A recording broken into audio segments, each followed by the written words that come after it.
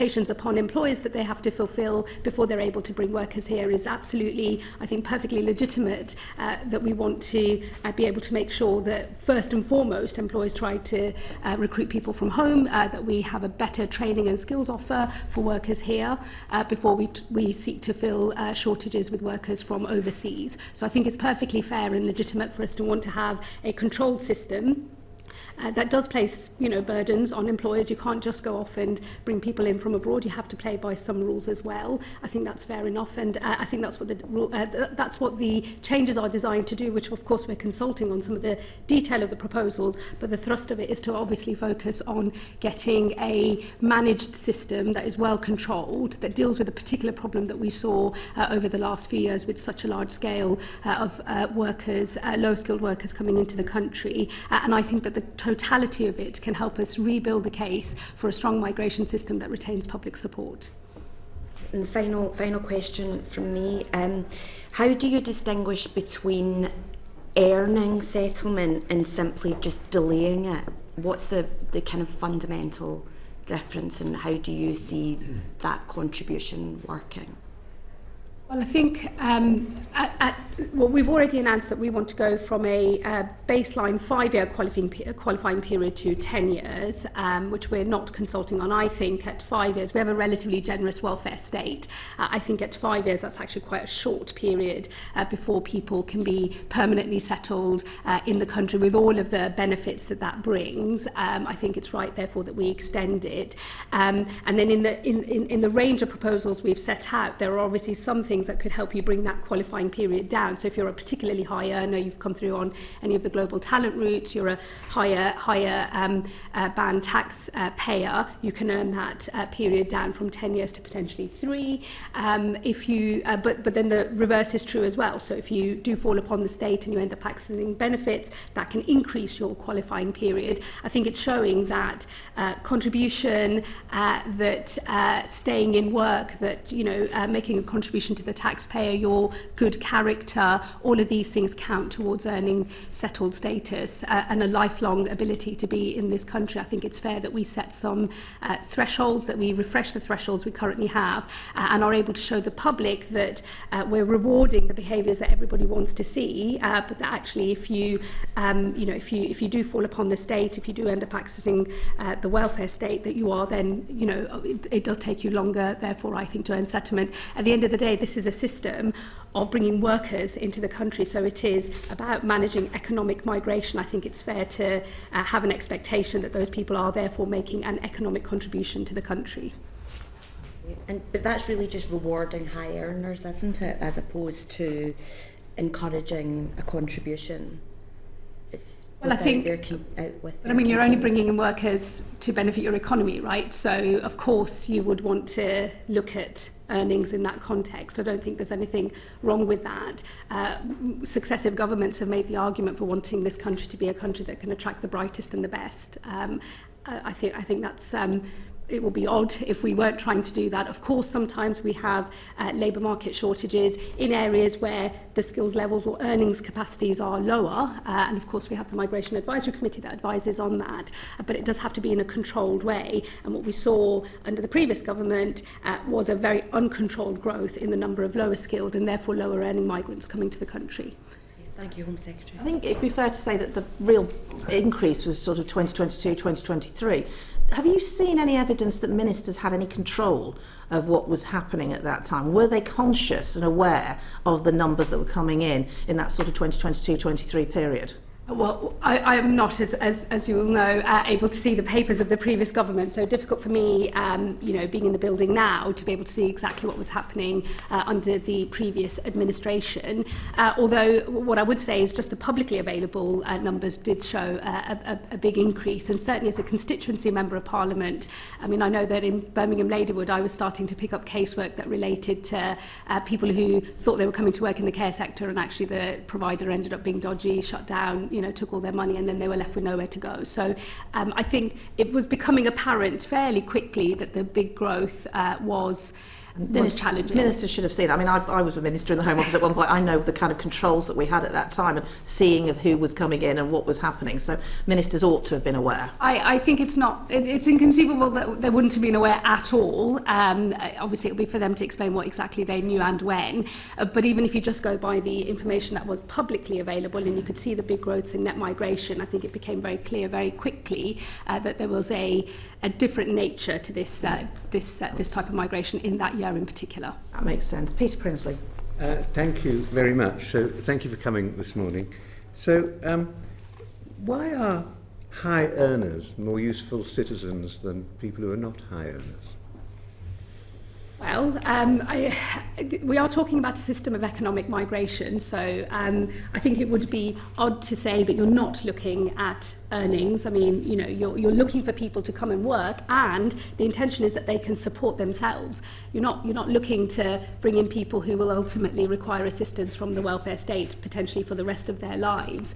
The point is to be making an economic contribution, and of course, we are in a competition with countries around the world for the brightest and the best talent. We want to grow our economy. There are, you know, big sectors in the tech world, in the development of AI, in our health service, where obviously there's global talent to be hunted after, and we would want to bring them into this country ahead of others. So I think, forgive me, but I would find it odd if we weren't trying to bring in the brightest and the best into this country. And of course, that does have a correlation with earnings as well. Now, I quite understand that, but the demand in this country for workers is not always for high earners. We have large numbers of people who, for instance, work in the care sector, who are not high earners, but who are nevertheless extremely useful members of society, and we need to be able to attract people to come to work in those sectors. That's my first. Yes, no, which I do understand, but what I would repeat back to you is that under the previous government there was an expectation of a market shortage for workers in social care of between 6,000 and 40,000. I mean, that is actually quite a big range, so it tells you that there's an unreliability in the understanding of exactly what the needs of that part of the workforce are. But I mean, there's no world in which you could say even at 40,000 that then you shouldn't have a response when in fact 616,000 people come. That was never what was envisaged. Half of them are dependents. I think it is right to then ask a question about what that means for the capacity of the welfare state to potentially absorb that number of people. No, I absolutely get that. So some changes have already been put in place, and what I understand is that net migration may be falling to very, very low levels already. Do you anticipate, say by the end of this year, we may be in a situation where we've got more people leaving the country than are in fact arriving?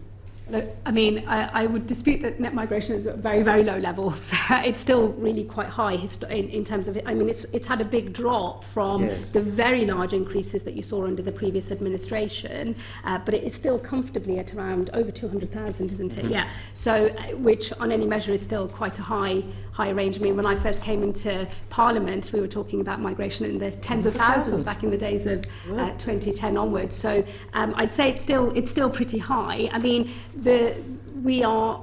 I'm not targeting a particular fall in net migration through these changes. What I'm targeting is a better managed, controlled system that can deal with this very particular problem we've now got of many hundreds of thousands of people arriving in the country, half of whom are dependents.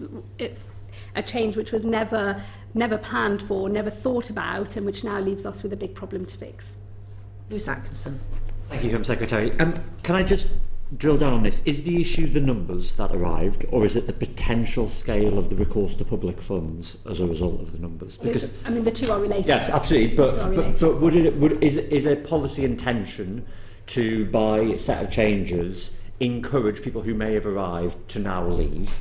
Or is it to actually to have the same amount of people, that 800,000 a year that you mentioned, staying here but have much more limited recourse to public funds, given social housing waiting lists and other issues that there are across the country? Well, you know, we're consulting on the precise nature of whether you look at changing the rules on settlement and recourse to public funds. That would, of course, require primary legislation, or whether you simply extend the qualifying period to beyond 10 years for particular cohorts of lower skilled workers. So I think there's that is an open question, and we are genuinely consulting on that. The policy intention is to deal with a particular issue that we have seen. As I say, I'm not driving trying to get a particular decrease. Some of those individuals will find work and will be able to make a contribution, and we are setting the rules and consulting on those rules about how we measure that contribution, what that buys you on your qualifying period. But if you get to your qualifying period, whatever it might end up being, 10 years, maybe a bit longer,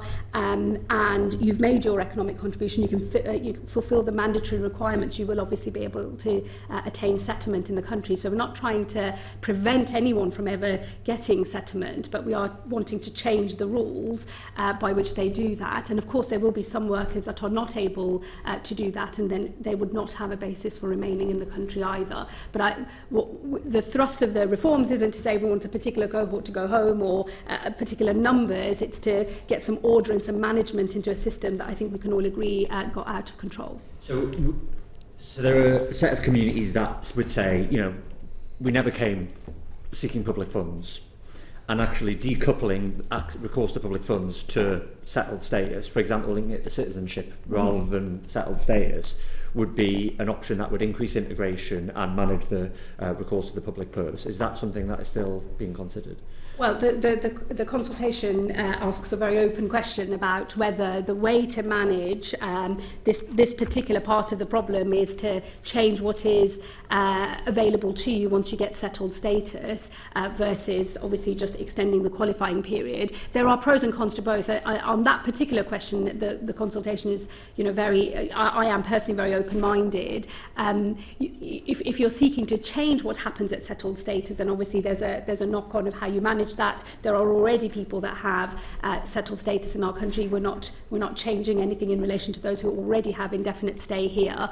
So there'll be some practical questions about which is the better way forward. But settlement does bring lifelong rights, and as I say in the consultation and in the paper that we published, settlement is a privilege, not a right. In the end, this is a privilege for people who come to our country rather than our own long-term residents and our own citizens. So there is a distinction between those two, and I think it is right to see it through the lens of privilege rather than a right. I'm going to move on to some specifics about the consultation in a moment, but Chris Murray with a very quick one. Very quick question, Home Secretary, thank you. I just want to I can understand your argument about the public cost and about the uncontrolled numbers, but I just want to ask more kind of question about your attitude towards the immigration system overall. So obviously settlement is a really important step, but it's a prerequisite to citizenship. So I wonder, do you want, when someone becomes a citizen of this country, they get a letter from you welcoming them to British citizenship.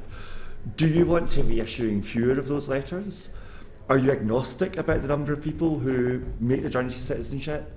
And if you think about those dependents, those kids who came here with their parents as they took jobs in the social care sector, would you encourage those kids to aspire to British citizenship, or would you just be agnostic on that front? We have got questions on to children coming up. Yeah. So just general citizenship.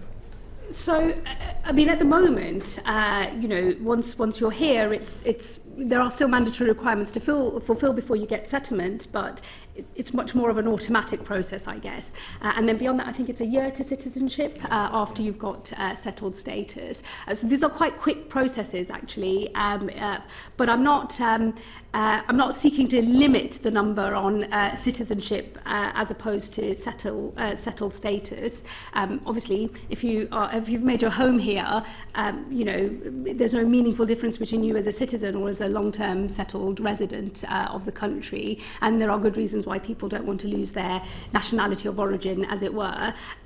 But the full benefits of the state do accrue with settlement as the rules currently stand. So I think it is worth interrogating the relationship between the two, and again, quite open-minded on as we consult and look to make changes in the earned settlements status space, whether that has knock-on consequences for citizenship as well.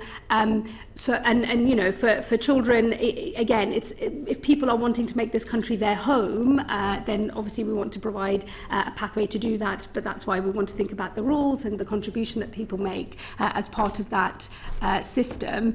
My family lived abroad when I was a child. My dad was a civil engineer, so he worked in the Middle East for a period, and for 6 years I was abroad as well. But it would never have occurred to us as a family that we were trying to accrue citizenship elsewhere. So in the end, these are quite personal decisions that families make, and then the state obviously has to set the rules by which everybody has to play. But I don't think we can get into the hearts and minds of other individuals, and in the end it's parents who bring their children over, it's parents who are ultimately responsible for the life choices that then their children have to navigate. I wouldn't say that that's the responsibility of the British state. Okay, we're going to move on to the transitional protections, and Bel Ribeiro-Addy. Thank you, Chair. I'm Secretary. I think you've covered what you think the purpose of the mandatory minimum economic requirement is, but we've heard that this proposal will affect a huge number of people, and regardless of the arguments about high earners and the best and the brightest, these are probably the exact industries where we currently have quite large shortages, and those that we called essential during the pandemic. So is the government considering transitional protections for people who are already in the UK that will be affected by this change? Well, we ask a specific question in the consultation on transitional arrangements. So obviously with any of these changes that there are going to be knock-on impacts. What I would say on the mandatory economic contribution, we're looking at just the threshold for paying national insurance contributions is really quite low, actually. And one of the criticisms in Parliament when I made a statement on these changes was, in fact, that it might be too low. So, but I think that setting it at the threshold at which you first start making contributions, and you are in fact making national insurance contributions at that point, seems fair to me. Obviously, there will be some groups that can't meet that, and primarily, I would imagine, in the dependents, group. And so we will want to consider what, if any, exemptions or additional arrangements we want to make for those people. But we've had something like 130,000, I think, responses to the consultation. I'm sure there is a lot in there about carers, about people with disabilities, women who've had to take maternity leave, others who will not be able to fulfil the mandatory earnings requirement. So we are consulting, and we will look at all of those particular examples and think carefully about what additional arrangements we might make for those people. Okay, and thinking of another group of people that it might affect, would it be fair to apply this requirement to households where one parent is caring for children rather than working? Well, so I mean, again, I think having published the consultation, there's been, I think, some helpful discussion around whether you look at purely individuals' earnings or household income potentially. So, it's not unusual in our arrangements to consider the income of a whole household as opposed to just one or two individuals within it. Again, the consultation is open on this point, so I'm pretty sure we've already had some strong representations on this point as well. And it could be that you set a minimum income requirement, for example, for one partner, in order to account for a whole household income system. But as I say, it is a consultation. We are genuinely consulting on these questions. We've done it this way because we know that there will be knock-on impacts, and we want to have considered them properly and carefully. So there are going to be plans to assess people as households as opposed to individuals? No, you shouldn't take what I've said as a plan. I've said that the consultation is genuinely open on this point, and we've already had representations making some of these points to us. We will look at the totality of the responses that we've received before we design the final policy. Okay, so at the moment the Home Office does assess people as individuals, but I suppose why do that at the moment when people generally plan as households? Well, so the initial proposals are obviously based on individual contribution being the means by which you earn settlement into the country. So that is the initial proposal that's being consulted on. But we are very aware that there will be knock-on consequences for those who cannot meet the test that we are proposing as an individual. And again, as I say, we've received many representations about both the sorts of people that could be affected and also the other means by which we might account for those individuals that fulfills the policy intention and stays within the parameters that we have set of the new system, which is that we want to reward contribution. So as I say, within those parameters, we're looking obviously at the consultation responses that we get. Thank you. And in the evidence we've received from immigrants, we're finding that they've planned their lives around a 5-year route, that's selling property in their home country, turning down other jobs, delaying having children. Do you think it's fair to these people for the terms of their route to settlement to be changed after they've already arrived? Look, I think what's fair is that a government and a country should be able to respond to the circumstances that we face. And I think that it's actually, we have 2 set-piece rule changes every year, usually in April and then in the autumn for immigration rule changes. It's not uncommon for us to change our rules. These are obviously bigger changes, but they are there because they're dealing with a much bigger set of circumstances. As I say, the numbers of migrants into the country between 21 and 2024 is an unprecedented level. The changes on the skills levels required to come to the country and the numbers of dependents that have arrived, I think does demand an answer from the government. And what you're trading off is a set of potential obligations to people who've come to the country versus your obligations to your citizens and your own long-term residents in the country as well. So there is a choice here and there's a trade-off here, and we're trying to find a balanced way through what is a very difficult problem. And I think that the proposals that we put forward are trying to meet that policy intention. But as I say, we do recognise that these would be big changes. They could have some unintended consequences. There might be groups that we weren't aware of. I think we can take from this, it's a consultation and you are consulting. It's a genuine piece of work, and I do recognise that there are big changes that are potentially happening here. What I would say, despite the fact that we're consulting, it is inconceivable that literally nobody who's currently here would be affected by any of these changes, and I think we should just be upfront about that. But beyond that, obviously, we will see what the responses say. So do we think that people who would qualify for ILR today but couldn't afford to pay the application fee today would be affected by these changes? Would the changes apply to them? Well, so the basis on which an application for indefinite leave to remain is assessed is based on the rules at the time that you apply. So that's always been the case. I think that was upheld in case law. It's been tested in court. It's been upheld in case law since 2009. I think a lot of these questions are coming up because of the anxiety of retrospectivity. It's causing a lot of issues. So, yeah, that's the question. So if somebody applied today, if somebody had the right to apply today but couldn't afford it today. So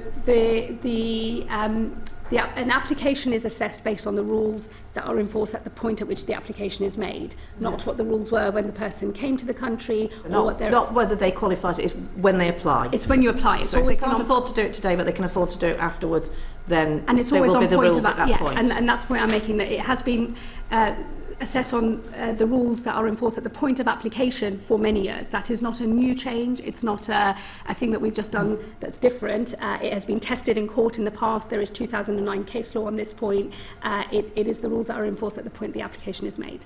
Okay, but just going back to the retrospective nature of it, what advice did you seek when deciding as to whether or not to apply the changes retrospectively? Well, we've, as I've said already, we've had a very large number of people arrive in the country, much more than were expected, in an unprecedented way. I think it does demand an answer from the government, because potentially, without any changes, a very large number of people, 1.6 million on our central estimate, become eligible for citizenship in the next few years.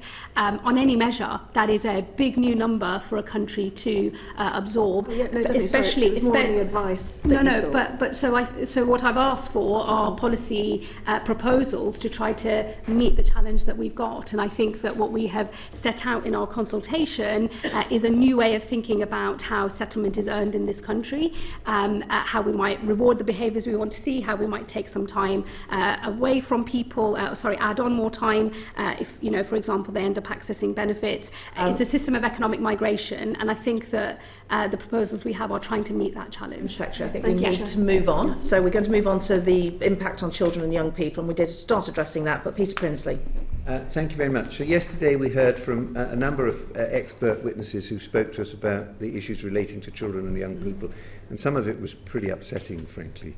I mean, the single phrase that I went home with was the idea that there was state-sponsored unwantedness. and there were a feeling that there were hundreds of thousands of children who were kind of in limbo, who had come here, had either been born here or had come here when they were very young, and their situation was very, very uncertain. So the first question is, what are the justifications for putting children on different routes to settlement based on considerations completely outside of their control? We've taken out of scope of the consultation, by the way, those that are in care or who've arrived unaccompanied in the country. There were a set of commitments made in the immigration white paper by my predecessor, Yvette Cooper, on children that have been here for most of their lives and only at 18 discover that they don't have status, so trying to find a pathway for them. All of those things are unchanged by these new proposals. What I would say, though, if we're just looking at the specific proposals in front of us, the first choice to bring children over is, of course, on the parents, right? So, with respect, what I would push back with is if parents who come here to work choose to bring their dependents over, then that is a choice made by those individuals.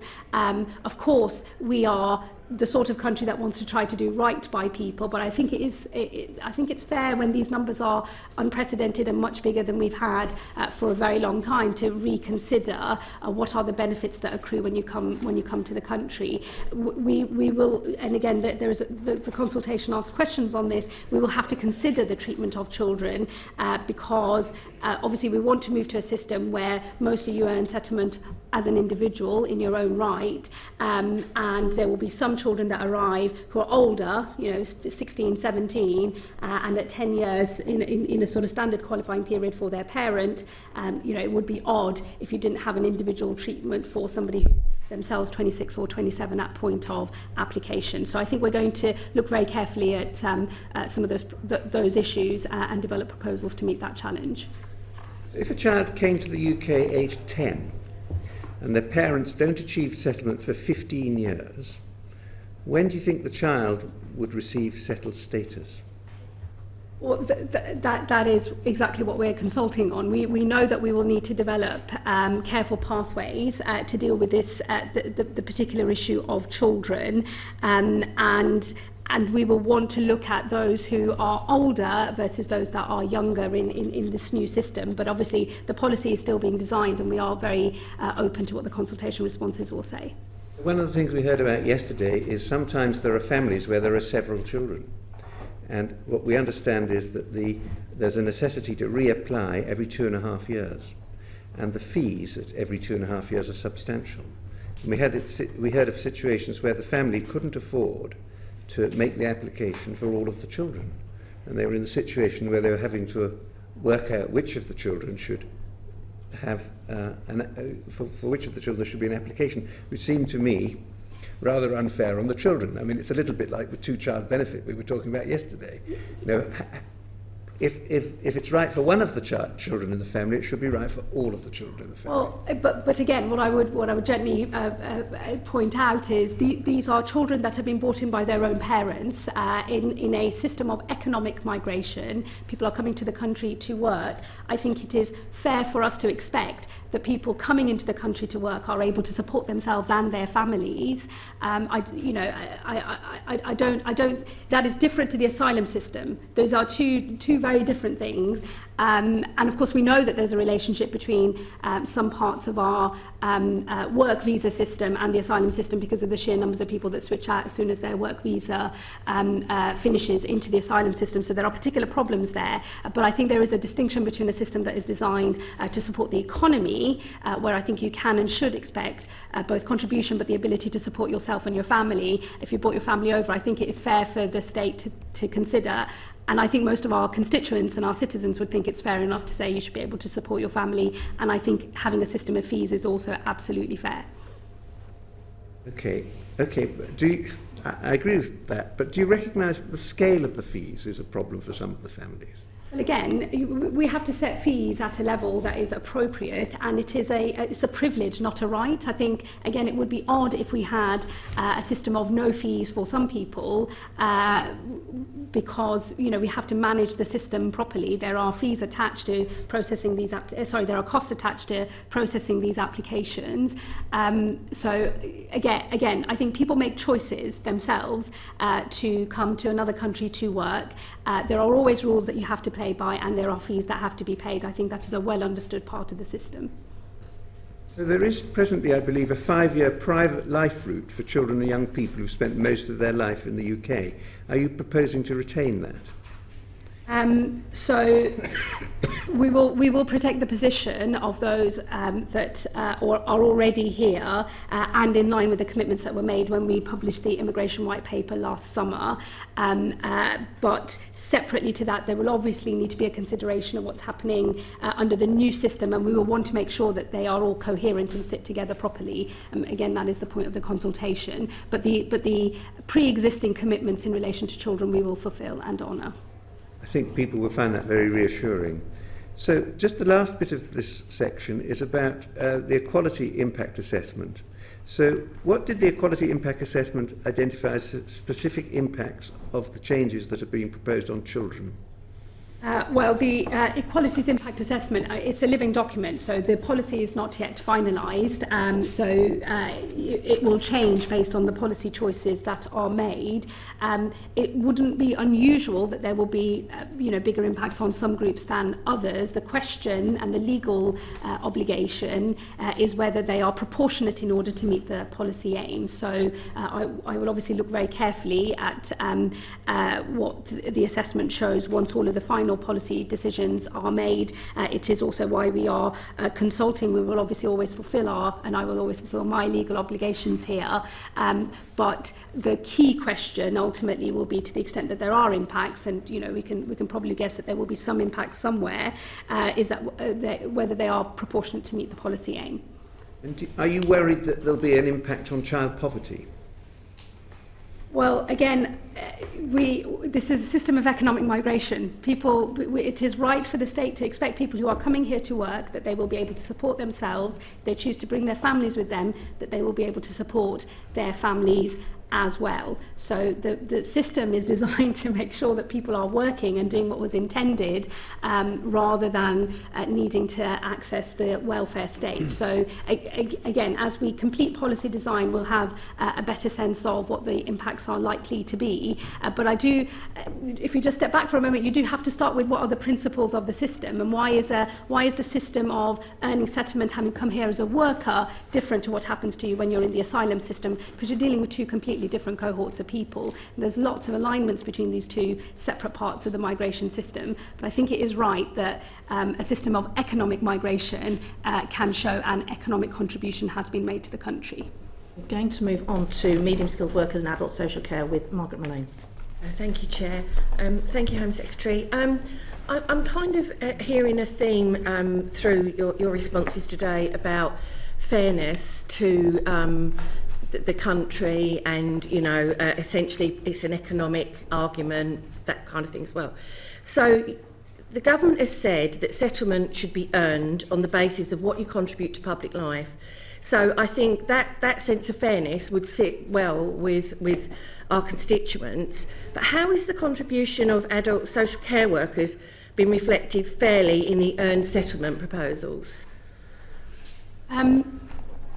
Well, I think that the proposals are fair, and that they are trying, I think, to meet the scale of the challenge, which I won't repeat. I know we've got to get onto the topics, but I would just repeat the unprecedented nature of the numbers that we have seen, the huge scale of abuse that occurred in the social care sector. We've had to revoke something like 1,000 sponsor licenses in the care sector. So I think, A, it was right to close that route, which was open to such abuse as we saw.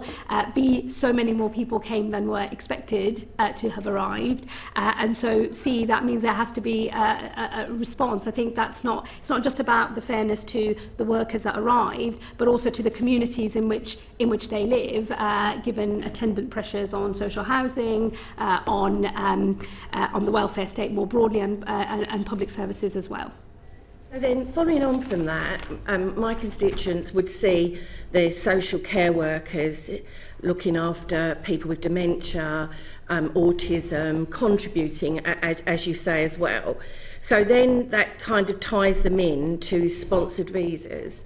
We had, I mentioned this in a previous meeting, we had all the workers come up, one of the trade unions brought them up, and there's still some very bad practice in the kind of social care with the sponsored visas. But then if these kind of measures all go through as you want, you're going to have a shortage then, aren't you, of workers, and they have contributed, haven't they? So some of these bad practice kind of agents are saying, well, if you don't like it, leave the country after all they've contributed. Do you think that's fair? Well, I think that we've had a lot of dodgy providers in this area. That's why we've closed the route, and that's why we've revoked so many sponsor licenses. It's obvious that as the rules were changed and we started looking at lower skilled, lower skilled migrants, that those new routes were open to abuse. It's one of the reasons why, in fact, going back to Mr. Prinsley's earlier line of questioning, we do look at the brightest and the best at the top end of the spectrum for skills levels and income. You don't tend to see the same kind of abuse, right? So I think that that's why we've taken the action we've already taken. And then the question is, what do we do about the numbers that are still here? We've obviously tried to support some of those care workers who've been left with, through no fault of their own, that providers no longer able to sponsor them, try to find them work elsewhere. We've been working closely with the Department for Health on that. We'll obviously carry on doing that. But in a way, I think what you've just seen proves the point of why we need a new policy answer for what's happened here, because it can't simply be to absorb everybody, especially when you consider that 50%, something like 50% or just over 50% of all of those individuals are dependents, which again is not a pattern we have seen before. The engagement you've had, you mentioned it with the Department of Health on the impact of the changes. Do you see going forward that your preference is going to be to increase the pay and conditions, or you're going to recruit from overseas? What way do you see this going? Because whichever way you go, there's going to be shortages, isn't there? To the extent that we have shortages in any sector, of course, the Migration Advisory Committee advises on what those should be, and we will always take that advice on board. I think specifically on social care, of course, you'll know that the Health Secretary has been saying that we'll have a fair pay agreement for the care sector, I believe, by 2028. So there is a need for us, as a society, to reckon with the challenges that are presented with an ageing population and what that demands of social care. And of course the government will have a commission on that as well. So there will be, I think, bigger changes for social care more broadly. The problem that I'm dealing with, though, in this space is under the previous administration there was an assessment of the skills shortage that was going to be filled, and actually we've had many magnitudes of numbers between higher 10 and than 100 that. From what you've said, 10 and 100 times the amount. I mean, it's just, exactly. So there's no version of this in which you don't have to take some action here now, just because even if you took those assessments at the highest level, which was about 40,000, from 40,000 to 616,000 is a lot. So is Atkinson. So specifically on that point, Home Secretary, if you say, as you said, that there are 40,000 adult social care workers currently in the country working, accepting everything you've said about that there has been abuse and that no one would doubt the Home Office's work on clamping down on that. But those people who are genuinely working as adult social care workers to the country, the ministerial forward to the Social Care Fair Pay Agreement says adult social care workers are the unsung heroes of our country, but for too long they've not had the voice and recognition they deserve. Do you think these proposals recognise those potentially 40,000 people who are working in adult social care?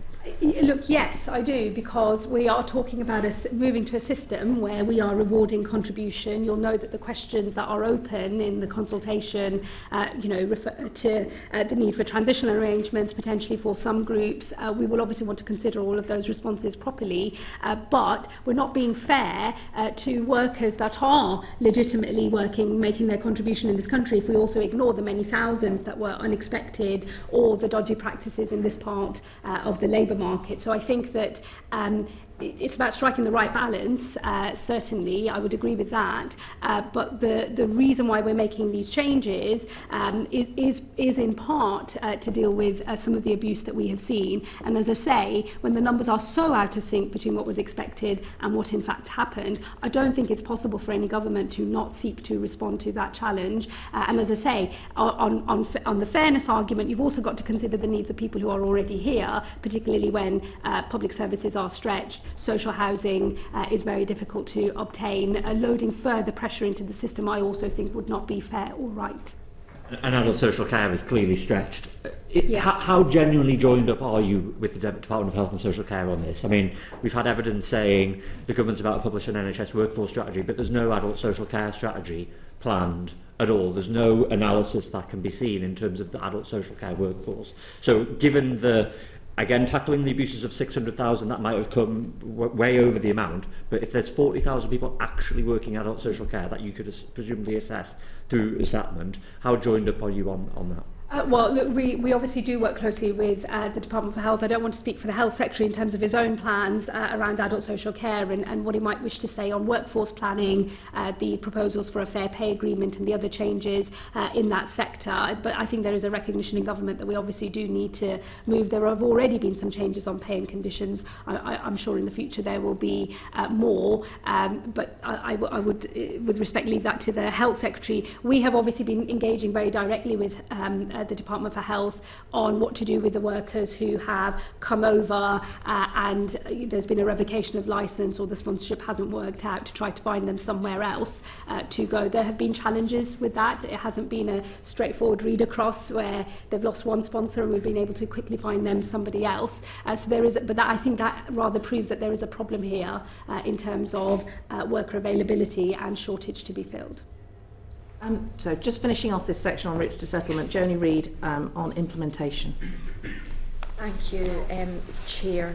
The Home Office is infamous, isn't it, for being sclerotic, if we're being kind.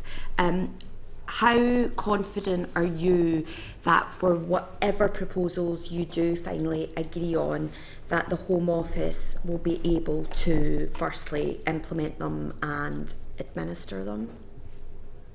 I think that's the job in a funny way. Sorry to be quite basic about it, but we are designing a new system. Obviously, I've got to make sure that the Home Office is capable of delivering it, but it's not unusual for us to have rule changes at least twice a year that happen anyway, and they are often technical. They sometimes require a slight redesign of our systems. They require, further training to make sure that people know exactly what they're doing as they're assessing applications. So I don't think it's such a new thing for the Home Office that they won't be able to do it. So you're confident then that the changes can be implemented quickly, and that you won't need any investment or support in any new IT systems? I mean, there are proposals that there's going to be further checks beyond what they do just now. So there's already been lots of digital transformation at the Home Office with all of the attendant traumas and difficulties that usually entails. But I don't envisage that these changes are going to break the system, as it were, and it'll be my job to make sure that's not what's happening. There are some changes that we will probably be able to do more quickly because we've made some of those decisions much earlier on, and in fact even before I came in to the Home Office around English language requirement.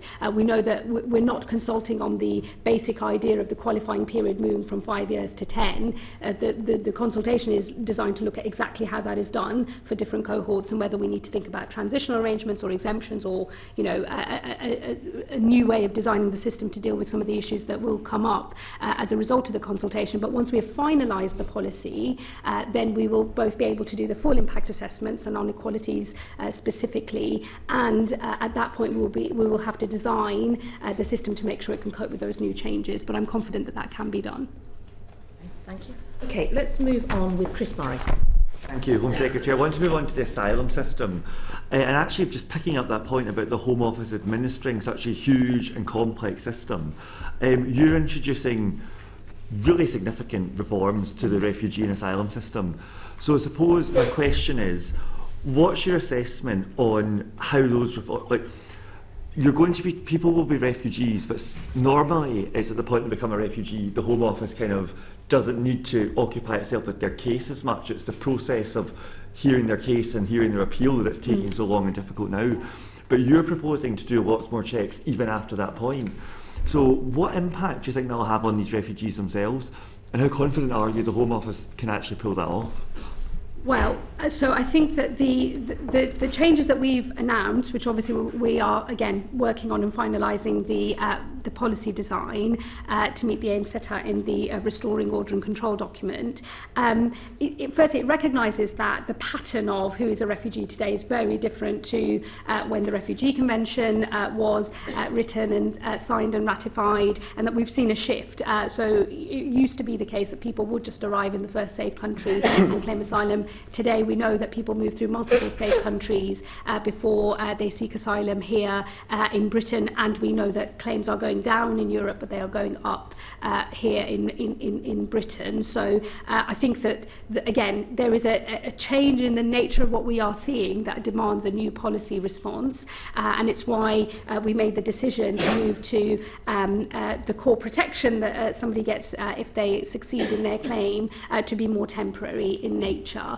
And so I think that's the right change to make. What we've set out in our proposals is that in addition to core protection, we will obviously be seeking to make sure that refugees, just like economic migrants, are able to contribute as quickly as possible. And so that's why we also said that we would set up the protection work and study route, which will have different rules, because we want to encourage the behaviour that we think leads to better integration outcomes. I think the totality of that would be fairer for refugees when they're here. It is designed to build on the things that we know encourage integration, but also I think retain public support for having an asylum system at all, which I think is the other part of the social cohesion integration picture. So if you have a system that nobody believes in, no matter how good an individual might be, if they very diligent refugee doing all the right things, if a community is struggling to accept new arrivals because they've just lost faith in the control that the system has, as I say, I think that does demand an answer from government. I absolutely agree with you that dysfunctionality in the asylum system is what saps public support for refugee protection overall. But I'm just curious that your assessment of looking at the Home Office operations overall is not that it's the asylum process, like the decisions and the appeals. It's that we need to put more Home Office officials, a finite resource, checking whether Somalia still is at war, or checking whether LGBT rights in an African country still are what they are when we've granted those people refugee protection. Is that really the bit that will make the difference in restoring functionality? I mean, I think it is right that we move to a system where refugee status is temporary rather than at the moment. Once you are deemed to be a refugee and you succeed in your claim, as you say, that's it. At that point, you have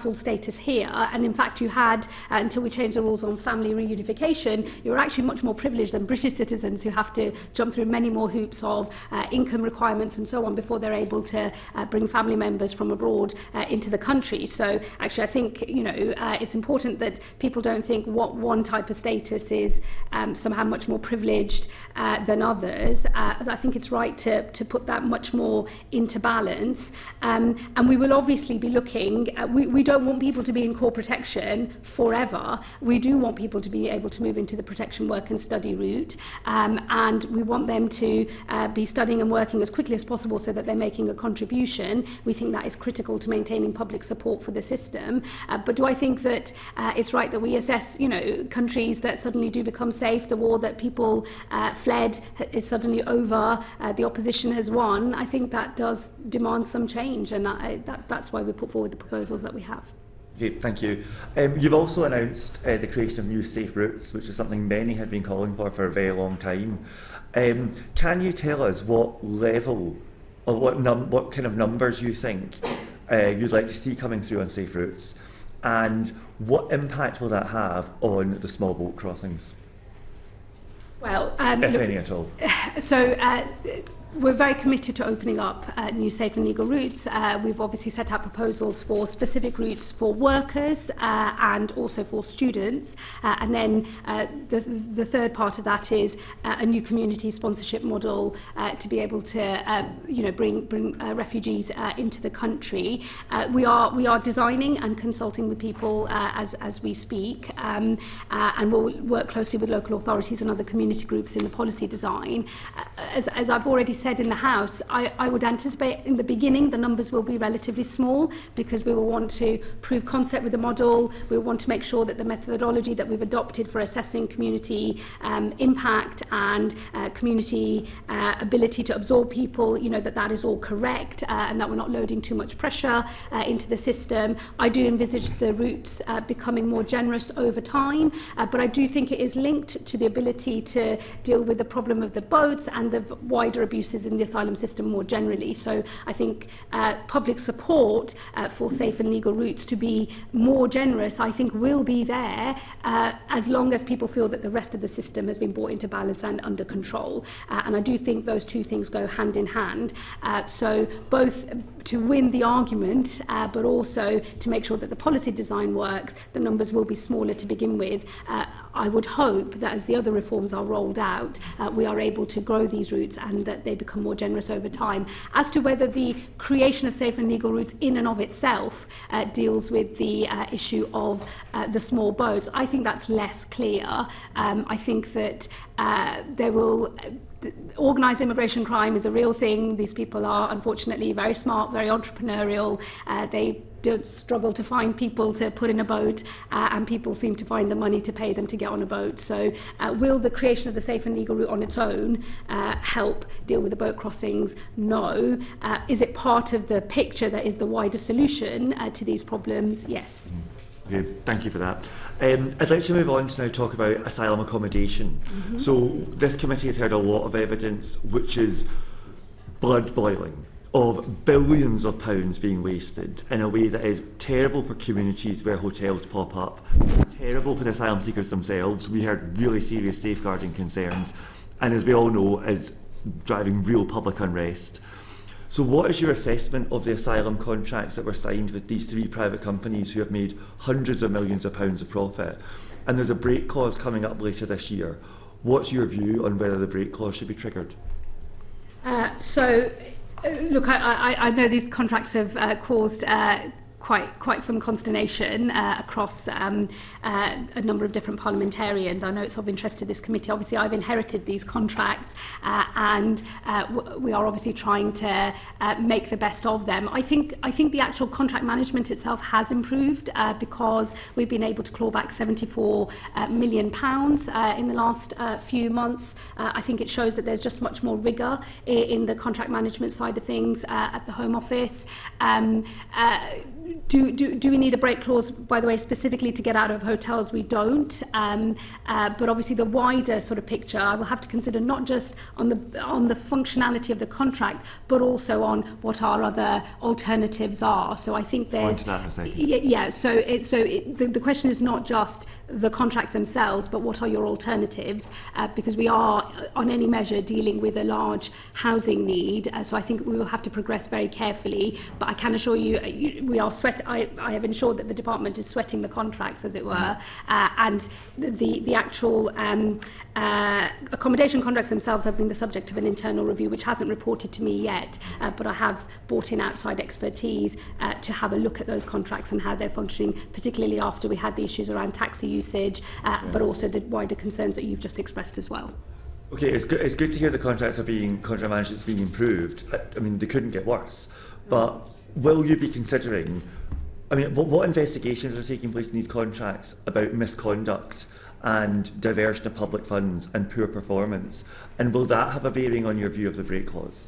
Because the problem with them is it was just one massive contract signed by the Home Office, and the subcontracting seems to have been completely unsupervised. Yes, so look, one subcontractor has been removed. I'm not able to give too many details just because of commercial and legal sensitivities, but one subcontractor has been removed. I do think contract management has improved. There's much tighter grip at the department on the day-to-day management of those contracts. I think the fact that we've been clawing back more money is a sign of that. I'm sure there'll be more to do. It's why it's being independently reviewed to make recommendations about what we do in the future. I'm very open-minded on what we might do on things like the break clause. But our priority is obviously to get out of hotels, for which we don't need to trigger the break clause. But the real question is less what the contracts themselves say on exit, and much more about what are you exiting to. And so I think it's right that actually much of our time and energy is driven on the alternatives and getting that model fit for purpose, whilst also sweating the actual contracts as they are today. And obviously we've got the independent review, which hasn't reported to me yet, but I'm sure we'll make some recommendations. Great, so you're coming on to what my next question was going to be, which is the alternative to hotels. Yeah. So obviously you've started setting up some large sites and some military barracks, but we're all aware of the Home Office's track record in setting and converting military sites. Think of the North Eye scandal, where I think it was £350 million was just burned of public money. What's your confidence that large sites can be scaled up to the level that they need? And when you look at the public reaction to the large sites that have opened, do you think it's working in terms of reassuring the public? So the first thing I'd say on large sites is partly I think we're in a better position because of all the mistakes that have been made in the past. So there have been a lot of lessons to learn from previous attempts to move into large sites. So I think almost every mistake that could have been made has probably been made. And the thing I'm confident about is that there is a bit more rigour in making sure that we've learnt those lessons from what's gone wrong before. It's always tricky, obviously, to move to a new model and a new design of providing accommodation in this way. But I mean, I think whilst there have been bad experience in the past, Wethersfield works quite well with reasonably large numbers. So I think there are examples we can point to that are better practice that should become the practice overall. And certainly as we're moving to new large sites, I'm very clear that we have to do so in a controlled way and have all of the checks in place before anything happens, that we move, yes, at pace, but not at the expense of getting things right. So it's why, obviously Crowborough has taken some time, but it's now open, but the numbers will start small and will grow over a period of time, which is the right way to phase in the use as well. Okay, thank you. And then final question is, you had projected savings of 1.1 billion on asylum accommodation. I mean, that is a huge amount of money. But are you by 2029, are you on track to make that saving? Yes, I believe we are. I think we've already saved, sorry, I was just checking, something like £500 million already.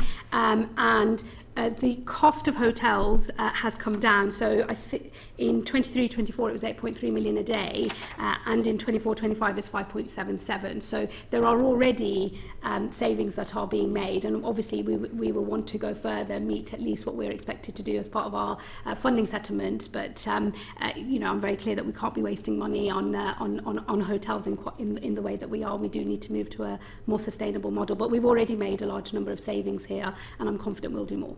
Thank you. Paul Kohler and then Robbie Moore. Thank you, Home Secretary. I want to press you on the accommodation contracts. They're not fit for purpose. No matter how well you manage them, they will make obscene profits for the providers. The cost-plus contracts giving providers an incentive to keep people in hotels. It's 8 times more profitable to put an asylum seeker in a hotel. Why will the Home Office not exercise the break clause, which is exercisable from next month, and renegotiate new contracts on the hotels? Because you're not going to get out of hotels anytime soon. The numbers in hotels went up last year. And here it's going down now, but you're not going to get out of them anytime soon. Why not exercise the break clause, negotiate a contract that actually works for the taxpayer? Well, look, obviously I want to make sure that we're getting value for money, not just from the contracts, but from the overall picture on accommodation. I've inherited a position where we've obviously been wasting money on hotels. I do obviously want to bring that down and want to get out of hotels as quickly as possible. That is a manifesto commitment.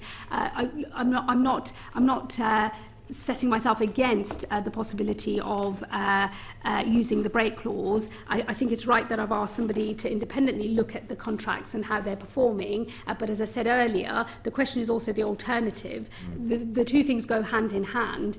There aren't huge numbers of providers in this area. We have a large number of people that we need to accommodate. We obviously do want to get out of hotels. We are going to have to transition to a new system of accommodation. Money's been wasted. That will take some time. We have been asking the Home Office for months now why they don't exercise the break clause. It's exercisable from next month and nothing has happened. People keep telling us, yes, we'll think about it, we'll think about it. Why not has it not already happened? Why is it not happening now? Actively thinking, right, we will exercise the break clause as soon as possible, renegotiate new contracts, because these providers are laughing all the way to the bank at the moment and the Home Office is being supine. It's not good enough. Well, I mean, we should never have been in the position where we were in these contracts in the first place, and we shouldn't have been in hotels either. Those have been policy choices that have been made previously. The difficult factor in what you're saying is more about, as I say, the alternatives and how you transition to a better model for It's not the hotels. You've got to renegotiate the contracts. Well, look, I think we're about just the going to have a hotels. point of disagreement between us. But as I say, I have asked for an independent review into those contracts. It will report to me with findings. We don't need a break clause to get out of hotels, which I know is the thing that has caused the outcry about people profiteering here. We don't need a break clause to get out of hotels, and we will be getting out of some hotels this year. And as I say, we have a manifesto commitment to get out of hotels. Why do you need a report when we wrote a report last year? Why not read our report? It's plain and simple there. We've explained the issue. I mean, you have the facility, the break clause, and there's simply reluctance to exercise it. I do not understand. I think asking somebody with commercial experience to look at the actual contracts themselves and to be able to advise me on that is the right thing to do. Robbie Moore. Home Secretary, I just want to push you on the figures because the savings that the Home Office had on asylum accommodation was 0.9 billion in one financial year, 24 to 25, but it's anticipated to be 1.1 billion over a 3-year period. That seems not ambitious enough, given the savings that have already been made. So you say you're on track, but why are we not being more ambitious in terms of the cost savings? And it follows on from the same points already been made about utilisation of the break clause. Yeah, look, I mean, I will want to make sure that we are getting value for money and making as many savings as possible. So I wouldn't say that the 1.1 billion is, once we've done that, that's it, we can all go home, we're not worrying about savings anymore. I will want to go further if we can. We have a particular number that we do need to meet. I'm confident we will do so. If we can go further, of course we will. And on the movement to larger scale sites, we as a committee went to Wethersfield and we had a look around the site, etc. And one of the big issues, particularly for me, was the way in which the interview process was taking place off-site and only had been moved very slowly to being taking place on-site. So can we have your reassurance that we're not going to end up in a bizarre scenario when we are looking at larger scale sites where the interview process is going to be taking place off-site with transport costs being paid for transporting those individuals to another part of the country to then take part in a remote interview? We've got to get to grips not just with the costs associated with accommodation, but actually the interview process and the actual application process costs as well. You're absolutely right, and obviously where I want the sites to be is that as much as you can do physically on site is done there, and that there will be as this part of the estate grows and as we get out of hotels and into more large sites, I think there'll be a sort of rationalisation of what we're able to do. There have been a lot of lessons that have been learnt even since Wethersfield about how we should organise ourselves and how we actually deliver services on site, which I'm sure we will be able to do more, and I will absolutely look at the specific point on interviews that you've raised. we definitely found that it was much better to have people not travelling many miles to go and Generally speaking, that is, we would want to avoid that. Absolutely. Moving on to Border Security and Returns, Ben Maguire. Thank you, Chair, and thank you, Home Secretary, for coming in today. If we could move on to the small boat crossings, and this has clearly been the shop front of a system that's been on its knees for many years, and it dominates a lot of the public discourse and the media coverage. We saw year to end 41,307 people crossing the Channel from France on small boats. That's a 13% increase from last year. We have, meanwhile, an asylum backlog of around 80,000 awaiting a first decision, then almost as many, 70+ thousand on the appeals system as well. Can we sort of get some answers, Home Secretary, on when you expect these numbers to come down? Because lots of my constituents, I'm sure your constituents, all of our constituents, deeply concerned about this, but we see these increases year on year. Lots of kind of sound bites from the government that we're doing this. We've negotiated something with China to reduce the dinghies. Nothing seems to be working. Can you give us an update on how you're going to fix this? Yes, look, those numbers are obviously not where I want to be either. This is an issue of deep concern in my own constituency and my city as well. So I fully hear what you and your constituents are saying, and it's exactly where I am as well. These are unacceptable and the numbers need to come down.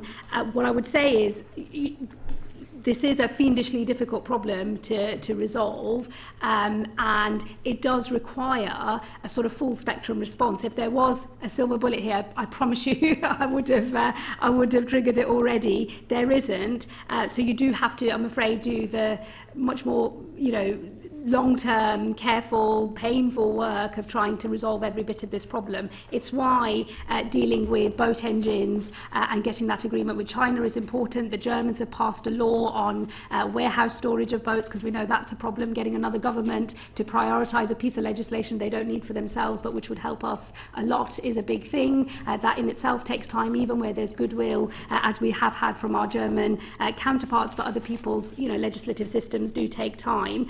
The measures we've taken already with a law enforcement approach, I think, have stopped something like 22,000 crossings. So I appreciate the numbers aren't good for where we are, and I want them to come down much more quickly, but without the action we're taking, they would be even higher. And I think that all of that disruption activity, all of those seizures of equipment, all of the cooperation with counterparts, particularly in the north of France, but in other parts of Europe as well, I think all of that helps to manage down the numbers, but obviously we've got to go further and make much more progress. And I've had lots of discussions with my French counterparts about more progress that we can make. It is all part of the solution. What I would say on the other side of the equation, with the measures that I announced in restoring order and control on the asylum system, that is also designed to deal with the pull factors that we know are attracting people to go and pay their money to a people smuggler and get on a boat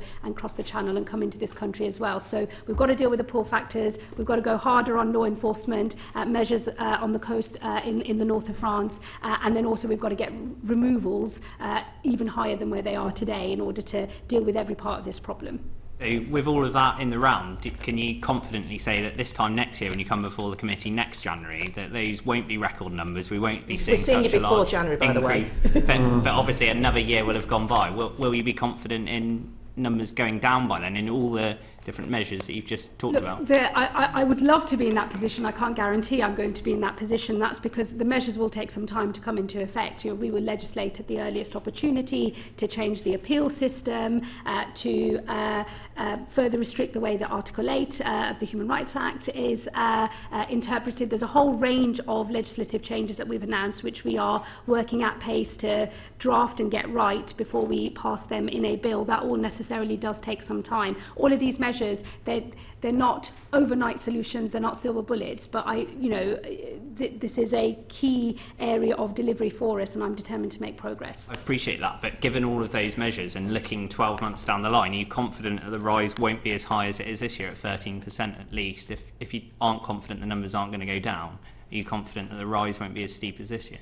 I'm confident that we'll have made progress on changing the law and clamping down on some of the ways in which the asylum system as currently constructed frustrates removal of people from the country and can deal with things like appeals more quickly. So I'm confident we'll have made some progress. But look, I fully expect this committee and others to hold me to account on what the numbers actually are, and I'm sure I'll be in front of you speaking to whether they've gone up or down long before January next year. You will. Paul Kohler. Are you saying you're not confident the numbers will go down? I'm confident that the measures that we've announced will have an impact and start to bring numbers down. I can't give you a timeline of exactly when all of that will happen, partly because we do have to pass legislation. That all necessarily takes time, and we're obviously dealing with counterparts in other countries, and when they've passed legislation, that has taken time. So there's just some necessary changes that we're making that cannot be done overnight. Do I believe that the full range of policy and legal responses that I've developed to deal with some of these problems will have an impact on numbers? Yes, I do.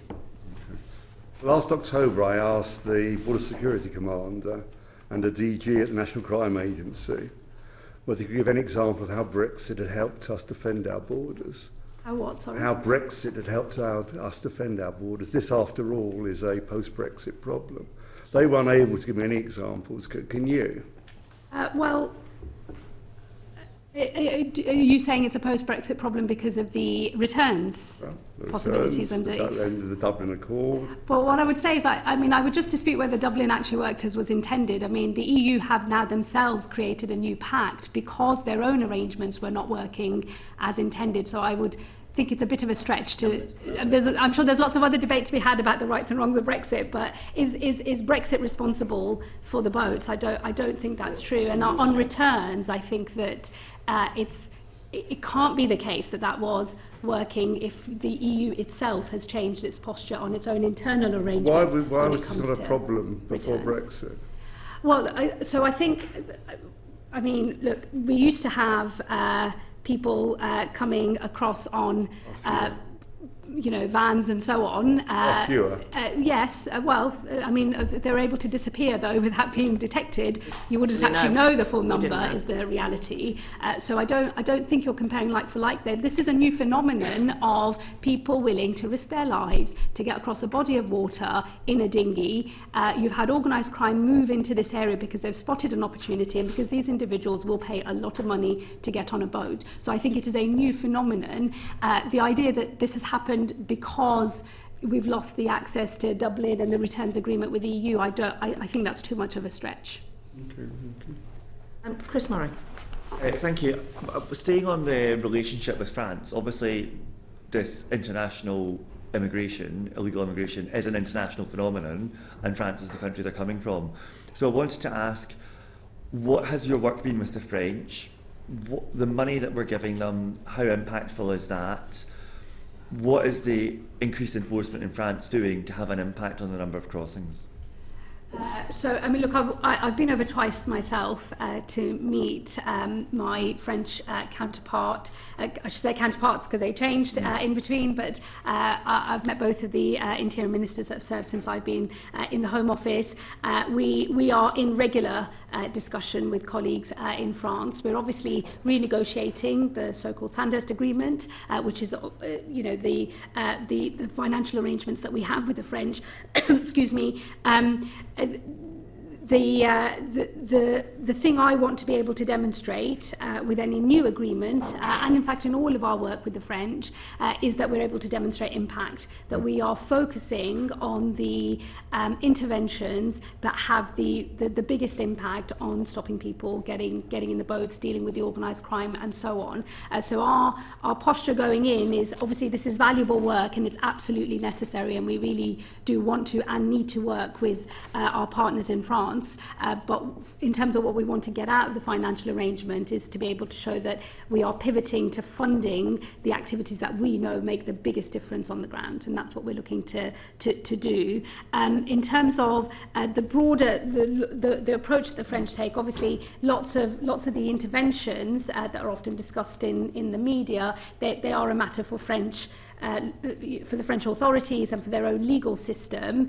So it'd be inappropriate for me to sort of suggest, we wouldn't suggest what they could and should do. We're obviously interested in the tactics that they deploy, and we work as carefully and as closely as we can with them as they both design those tactics and deploy them. Thank you. There's been a lot of discussion around the French changing their maritime law in response to the taxi boats phenomenon and the appalling fact that last year 14 people drowned in the Channel, including in November a 1-month-old child. Yeah. What's your discussions been like on the French, and what is the progress on them changing their maritime law, and what impact do you think that would have if it came into effect? Well, again, a change in the French doctrine around maritime tactics is a matter for the French authorities and for their own legal system. It would be inappropriate for me to seek to direct how that is applied. I obviously want to see tactics that are safe but which do prevent people from getting on the boats. The fact that we saw the switch to, as you say, the sort of taxi boats phenomenon shows that the other law enforcement approaches on the previous model of the boats was working, and that's why they've shifted to the organised immigration criminals have shifted to this new model. So I think that the tactics can and do have an impact, but it's for the French as they roll out their new doctrine, how exactly they do that, what are the laws that the rules that they will apply to themselves as they do so. We are obviously watching with interest, and we want to see a safe way of being able to still, stop people from physically getting on the boats. Okay, thank you. And are you working with the Foreign Office and other government departments to ensure that that's joined up in all our relations with France? Yeah.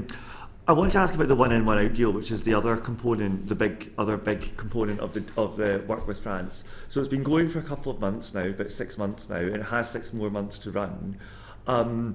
You said that France has sent back 281 people to the UK, and we have sent 281 people to France, and 350 have come back to the UK.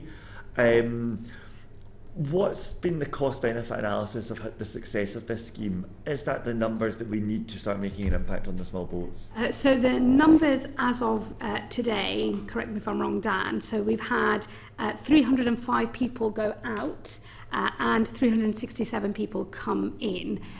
So there is still a discrepancy between the numbers, but throughout the pilot we've seen, when we first started, those numbers were heavier on the French side than they were on ours, and that has shifted all the way through, and that's usually down to being able to get a flight off with exactly the same number of people on it that we were anticipating. So there's been that challenge, but the numbers have, for most of the pilot, tracked quite close to one another, and these will come back into balance soon as well. So there isn't too much to read into that. These numbers have fluctuated and changed throughout the pilot. The pilot itself is it was designed as a pilot. It was designed to prove concept that this could be done, that it was possible to overcome legal hurdles, practical barriers, and obviously I think we have shown that it can be done, and is being done. There's a separate question, I think, about what is the total number that you would need to achieve here that could break the business model of the gangs. Obviously, everybody that has been returned to France, all 305, have lost a lot of money. We know 2 people came over on a boat, were returned to France, came over again, and were both returned to France. So those individuals have lost 2 lots of money. So it has sent a signal, I think, to both the individuals looking to get on a boat and also the organised immigration criminals behind them. But it's obviously not dented the numbers yet.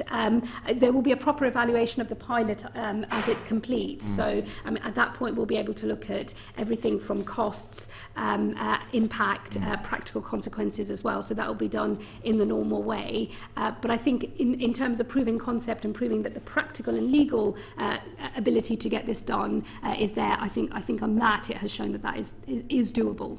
So that's very interesting, thank you. And you say that the proof of concept has been established, and that does send a signal to people. So the question is, how is that signal transmitted? We visited Northern France as a committee and spoke to the French law enforcement officers there and UK law enforcement. Are we able to get inside the calculus that these migrants are making? Do they know this is happening? Is it pushing through the networks? There was this summit last year on social media and organised immigration crime. What's the update from that summit, and how much is this cutting through?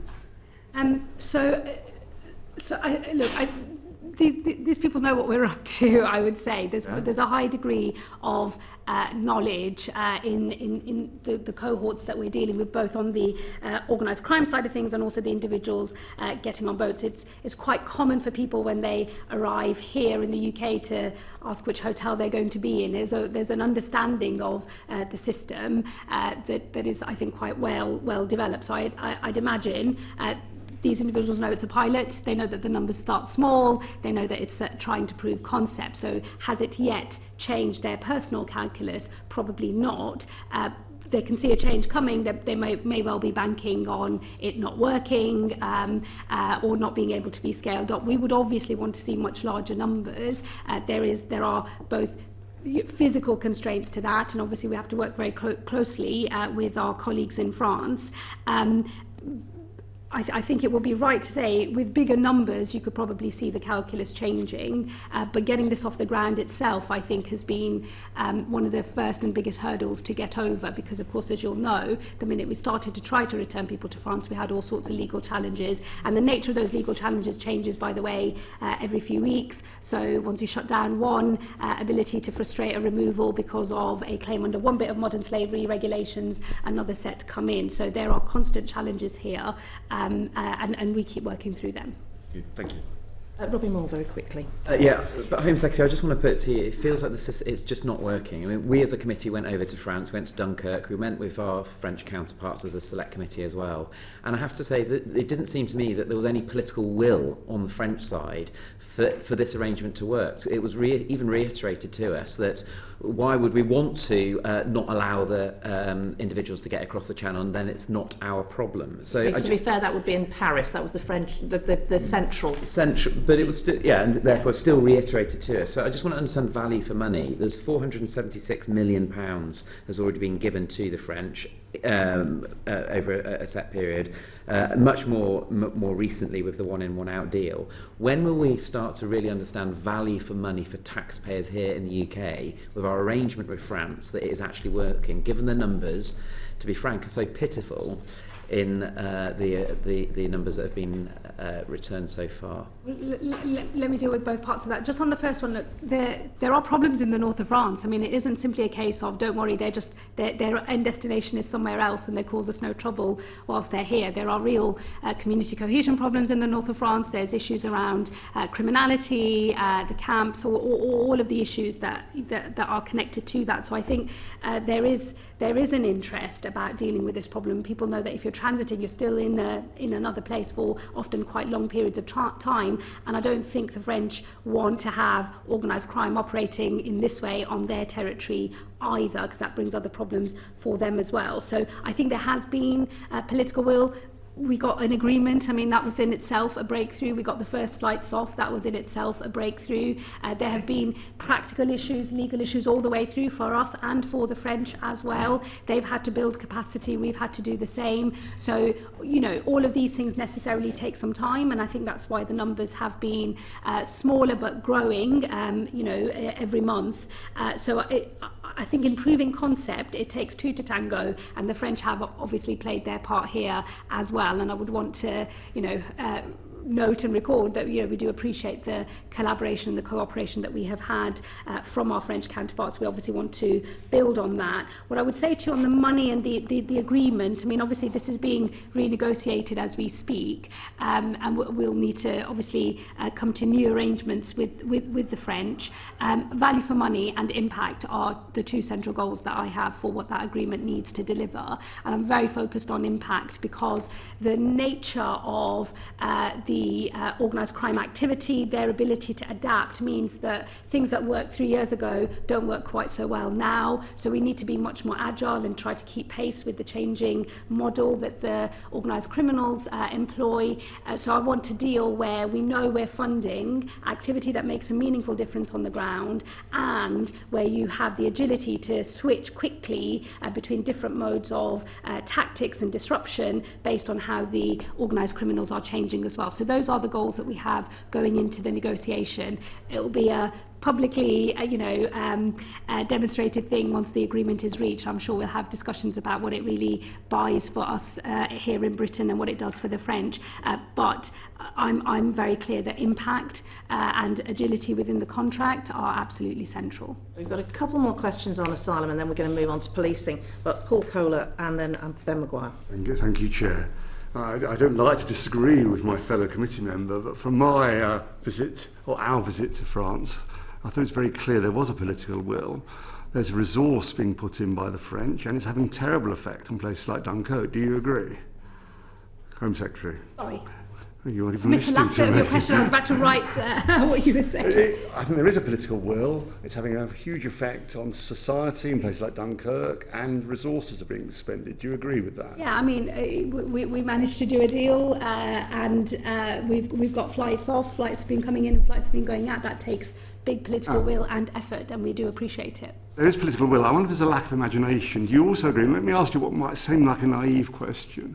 If every occupant of a boat, wherever they were intercepted, even if they landed in the UK, was sent straight back to France, what effect do you think that would have on the trade, if they always knew they would go straight back to France? Well, I mean, I think that would kill the trade. Right. Now, what are the obstacles to doing that? So it's much bigger numbers and capacity. So capacity on the French side to absorb those people coming back into an estate, which obviously they would need to build, and then on our side, obviously detention estate capacity as well. Could we not, to kill them, to kill the trade, could we not sweeten the pill for the French political position, and perhaps grant 50,000, which you're granting, 40,000 are coming over every year anyway, or came over last year, grant n number of visas, like you are on the one in, one out agreement, just to kill the trade.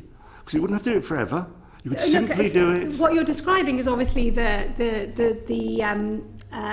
core of what the ultimate treaty was intended to try to achieve. But to get there, I mean, obviously those are much bigger numbers, and they would be challenging both for us and the French. That's why the agreement. They're coming over anyway. But you can't. But what I would say with respect is you can't go from nothing at all to massive numbers overnight. And we were trying to prove concept that you could actually physically get this done and meet the legal. Coming over anyway. Meet the legal. But well, I think it will. The thing that I think it would be naive is to imagine you could go from 0 to thousands immediately. It wouldn't be every year. It would just enough to kill the trade. No, look, I would absolutely love to be able to return everybody immediately. I mean, the question is, would the French be able to do that? It's in the pill, enough to kill the trade. But look, we had to prove concept. I think we proved the concept. There have been, and what I don't think you should ignore or do down are all the legal challenges that we are constantly getting designed to frustrate removal back to France, which is a safe country, signatory This is to refusal of ECHR. entry rather than removal.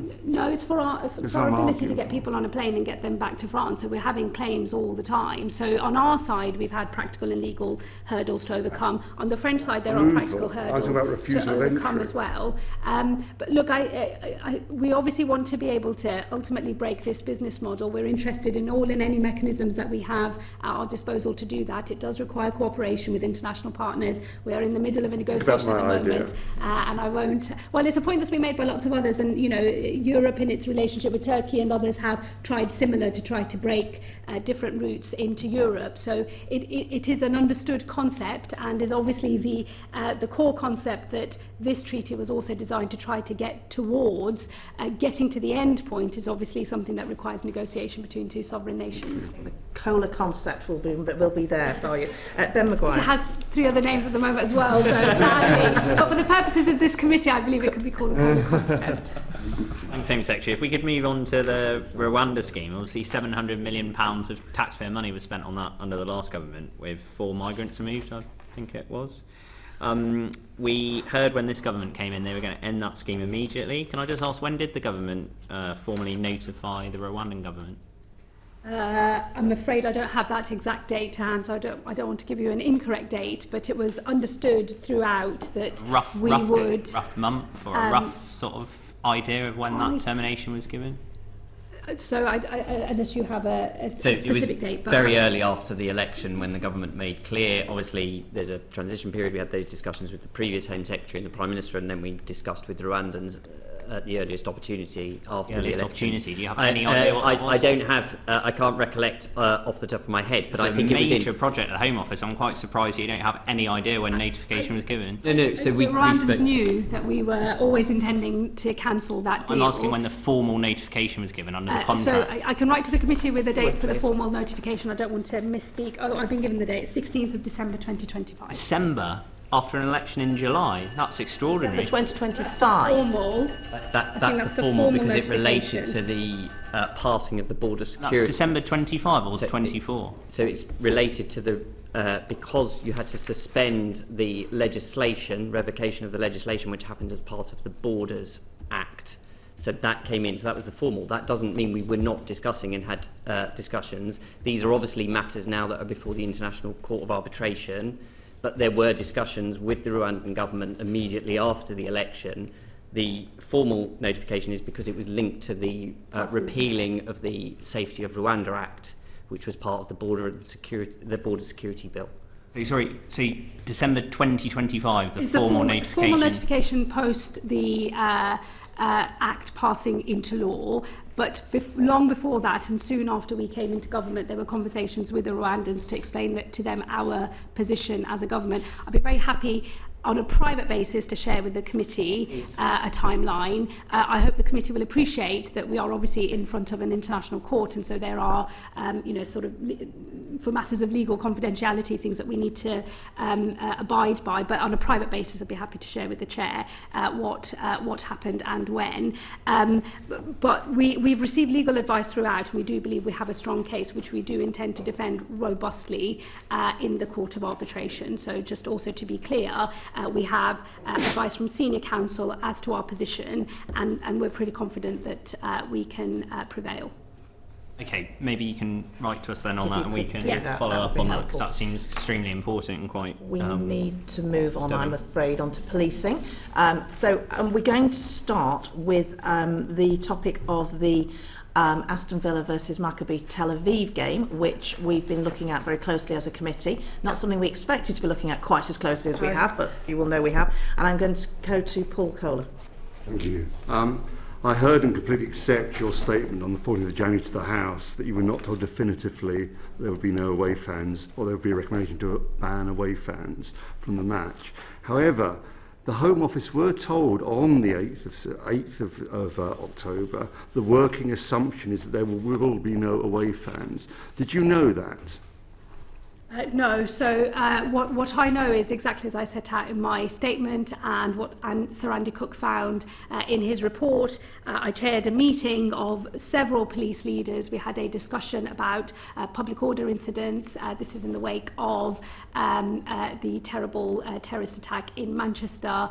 So it was specifically a conversation about public order laws, and then we did some horizon scanning at the end of that meeting. Other chief constables told me what was on their mind in terms of events that were coming up that were posing public safety challenges potentially, and this was mentioned at the end as well in exactly the way I've set out in my statement. So on the 8th of October, when the Home Office was told that the working assumption was there'd be no away fans, who did know, Mr. Hobbs? Do we know? Well, so I think that evidence has already been given to the committee about what was said in front of me on the 8th. No, I'm asking who the Home Office was told. I'm trying to find out who was told, and ultimately, given it was such an important issue, why it was not raised to ministerial level. You weren't told. I'm assuming no ministers were told. Is that correct? It's my understanding that even on the 15th of October, in an email exchange, it was still believed that all options were on the table. So I think my officials were in trying to get information all the way through about what was going on, and there is the possibility that was raised on the 8th of October. There is also the email exchange. Not the possibility, the working assumption there will be no way. That is not what was said to me. No, I'm not saying it was said to you. Yeah. I'm saying it was said to the Home Office. Yeah.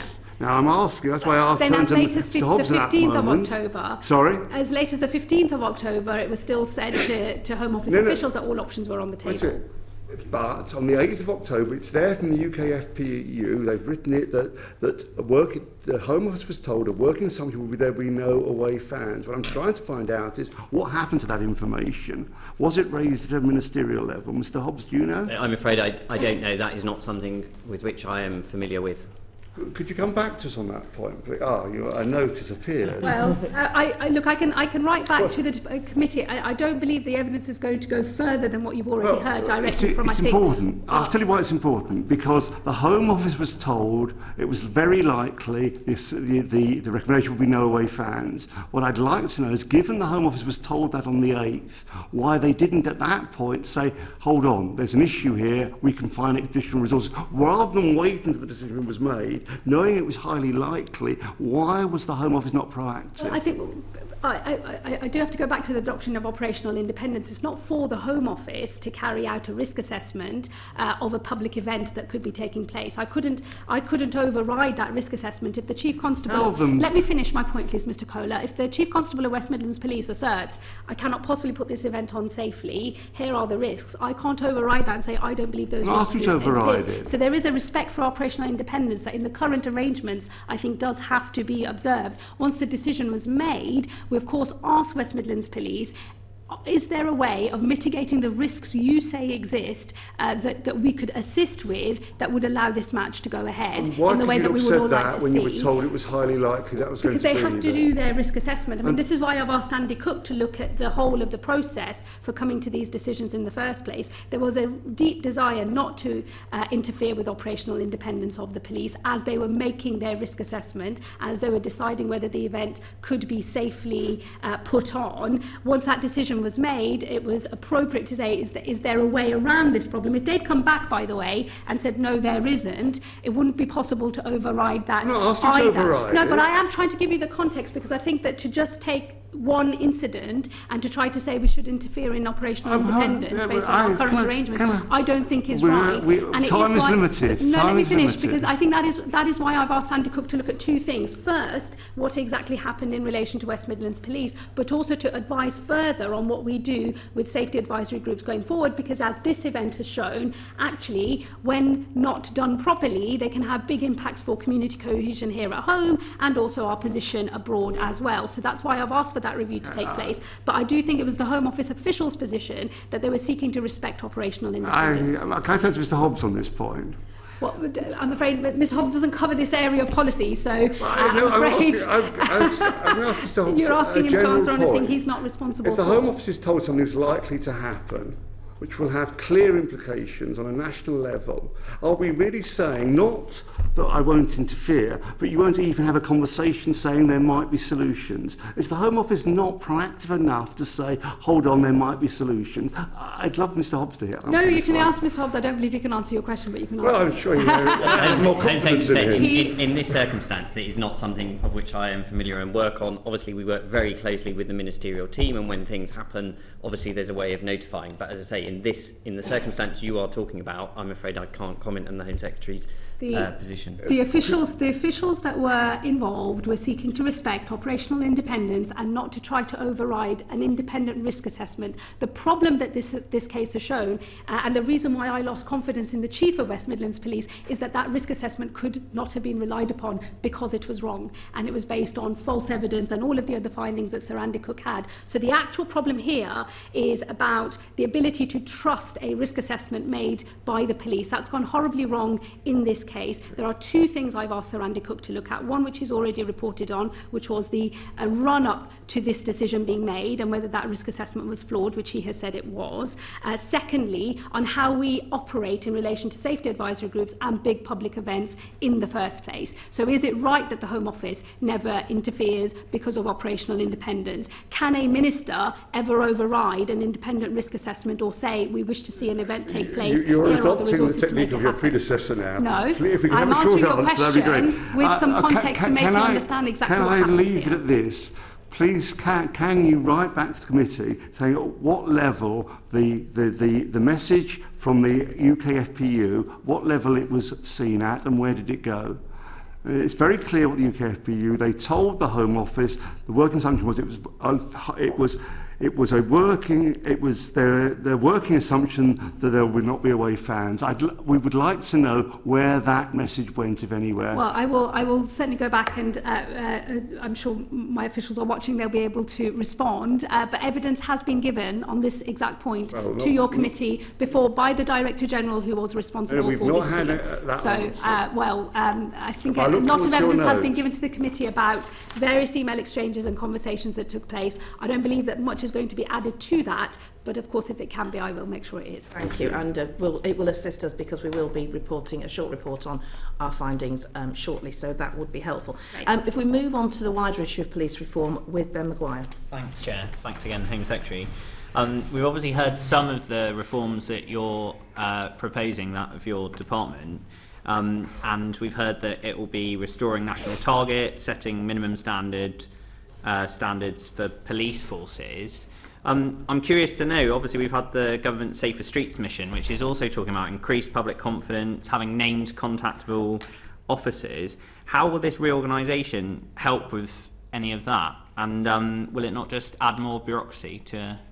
No, I think it brings, it restores a system that the public can have confidence in. We've seen confidence decrease. We know that neighbourhood policing has been, decimated, and we're seeking to bring that back. I believe good neighbourhood policing is the absolute bedrock of a well-functioning police service, and the reforms are designed to ensure that we always have the right policing in the right place, so that once the reforms are fully implemented, the National Police Service will have the ability to go after, international terrorists, fraudsters, serious organised crime. You'll have a smaller number of regional forces that are able to respond to big peaks in demand, public order events, murder investigations, rape and serious violence investigations. Within them, local police areas whose one job and one job only is to police their local areas and respond to local concerns with neighbourhood policing as the absolute bedrock. I think that this model will ensure that we stop seeing what happens at the moment, which is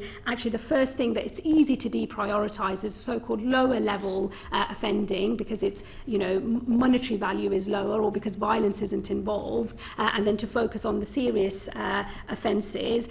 But we all know that that lower level offending hurts communities, kills pride in our areas, damages cohesion, damages the economy of our local areas. And I want to make sure that the new model doesn't mean to say that this, good neighbourhood policing, good local police areas focused on local policing gets sacrificed to deal with, peaks in demand on public order or the serious and specialist investigation. So it is designed to make sure that we are always able to have the right policing in the right area, and that every type of crime is covered properly and pursued in the way that the public would expect. This committee recently met the Greater Manchester Police, and obviously my own force, Devon and Cornwall, have raised serious concerns about increasing huge geographical areas that these forces are going to cover, particularly in places like Devon and Cornwall, which is hugely rural already, are looking at expanding that massively. So it's quite hard for lots of those forces to understand the concept of going back to their communities, being community focused, when you're actually making these forces much broader, much bigger. And if I take the example again of Devon and Cornwall, they're telling me they're £3 million short. They've actually cancelled a front desk in my constituency in Launceston that they were going to open. There was a sexual assault of a teenager there last week. She wasn't able to go to that front desk because it's now been cancelled. So I'm really struggling to understand, and I think the police I'm talking to as part of the committee in Greater Manchester, as a constituent MP Devon and Cornwall, how is making these forces much, much, much bigger going to bring that community-centred approach that you keep talking about? Because within those forces you will have local police areas that are designed to be community facing. So the move to the smaller number of regional forces is about being able to meet, well, it's not happening at the moment because the reforms aren't in place, right? So forgive me, but the point is the new model. Is there going to be suddenly lots of funding that's coming with these reforms then? Because there isn't the funding at the moment to have the community police. Let me finish my point. The new model in its totality is designed to ensure that community policing does not suffer from peaks in demand elsewhere, right? So in fact, it's designed to do what happens in Greater Manchester everywhere, which is there you have a reasonably large force.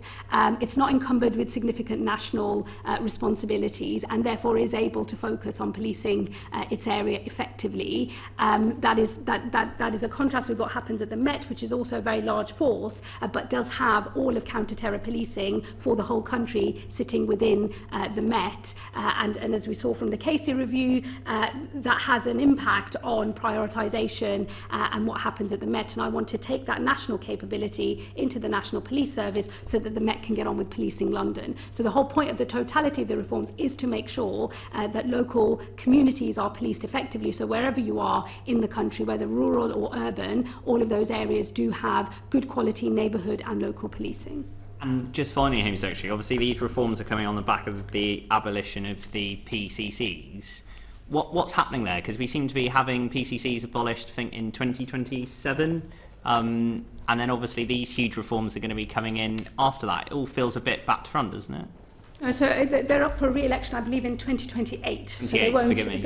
Those elections won't be proceeding, and the post will be abolished. And look, I've got a review. Will the committee sit with those reforms? Because obviously taking Devon and Cornwall again, that will be a separate committee, and it won't be appropriate. I will always obviously want to make sure that we phase those changes in appropriately. Where we don't have directly elected mayors being able to do the policing scrutiny function, we'll have local crime and policing boards, and we're obviously looking at policy design of that at the moment. I've deliberately set out these reforms over a longer period of time, though, to avoid some of the issues seen in Scotland, where they made big changes in just a year, which had a big impact and took many years to resolve. So these are very, very significant reforms. I want to make sure we get them right and that we do them in a way that means that we do not put at risk operational effectiveness, for example, as we're setting up the National Police Service. And I've asked for, and I'm going to very soon announce the reviewer who will carry out the review into how we transition to a smaller number of regional forces, what the right number should be, and the mechanism by which that change should take place. So there'll be more to say on this in the coming months. But the intention is to phase the reforms so that they sit alongside one another properly, but they will take some time. Lewis Atkinson. Thank you, Home Secretary.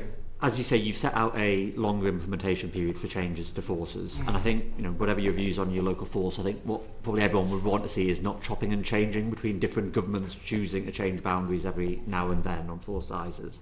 So clearly it's been a long time since police reform has been attempted on this scale.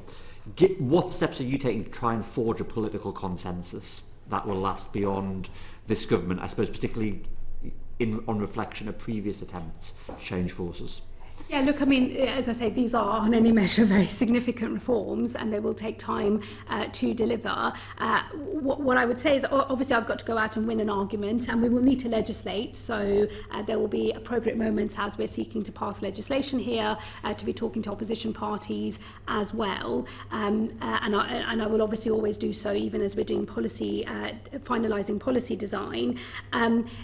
These are the right reforms and, they've been welcomed by policing leaders across across many different organisations, including those organisations that will see themselves abolished and moved into the National Police Service. There is a recognition that at the moment we have a structure of doing everything 43 different ways. It's not a rational structure, and it's not what you would start with if you were designing the system from scratch today. And we can't let sort of difficulty and time get in the way of bringing forward reforms that will deliver for local people in the end. again, this is about having a police service that the whole country can have confidence in, is proud of, where the people that work in that service know they are delivering a high quality of service wherever they are and whatever type of work they are doing. So I think there is a political argument there to be won. It's my job to obviously go out there and win that, but I do take comfort from the fact that such a wide range of leaders within policing have welcomed the reforms, acknowledged that something needs to be done,